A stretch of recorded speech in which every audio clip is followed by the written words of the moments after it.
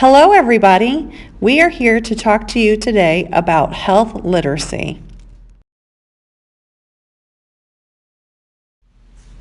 Health literacy is the degree to which individuals have the capacity to obtain, process, and understand basic health information. Hello, Mrs. White. I'm Nurse Wilhelmina Brimley, and I'm here to talk to you about your diabetes. Normally, insulin is synthesized and secreted from the B cells within the islet of Langerhans in the pancreas. In type 1 diabetes, you have a defect in the pancreatic islet, beta cell function. Therefore, you will need to administer insulin into your subcutaneous tissue for the rest of your life. Well, we'll see you next week for a follow-up. Mrs. White returned for her follow-up appointment. Her blood glucose was 380, and she had left her last appointment feeling as if she didn't learn anything about type 1 diabetes. Luckily, her daughter Chelsea, a senior at Maria College of Nursing, explained about the Ask Me 3 educational program that encourages patients and families to ask 3 specific questions of their health providers to better understand their health conditions and what they need to do to stay healthy. Hello, Mrs. White. I'm your nurse, Wilhelmina Brimley. You are here because you've been diagnosed with type 1 diabetes. Before I begin, can you tell me your highest level of education? And also, I was wondering if you had any questions. High school is my highest level of education. I do have a few questions. What is my main problem? Okay, thank you. So to answer your first question, the cells in your body need energy to function. The food we eat turns into sugar, also known as glucose, and is used for energy. An organ in our body called the pancreas makes insulin, which helps those cells use the glucose. In type 1 diabetes, your pancreas makes little to no insulin, which causes abnormally high blood sugar levels. My second question is, what do I need to do? To answer your second question, what you need to do, you will need to use a glucometer to check your glucose before each meal. This is a finger prick that is quickly read by a meter. From that reading, you will determine how much medicine you take. The medicine you'll be taking is called insulin.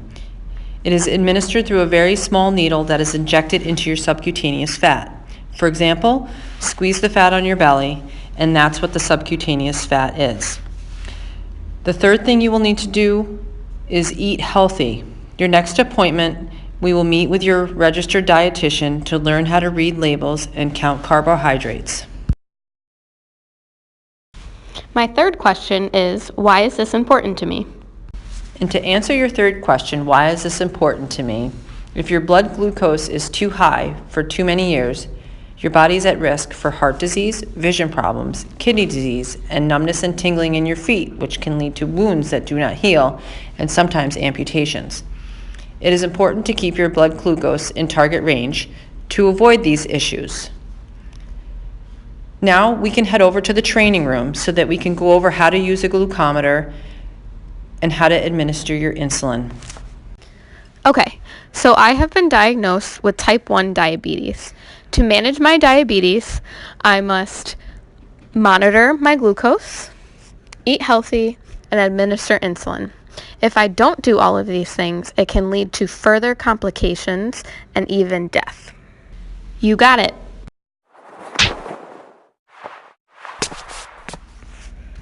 After going to the training room, Miss White learned her blood glucose target range. She practiced finger sticks with her new glucometer and administered normal saline in an insulin syringe into an orange, then into her subcutaneous fat.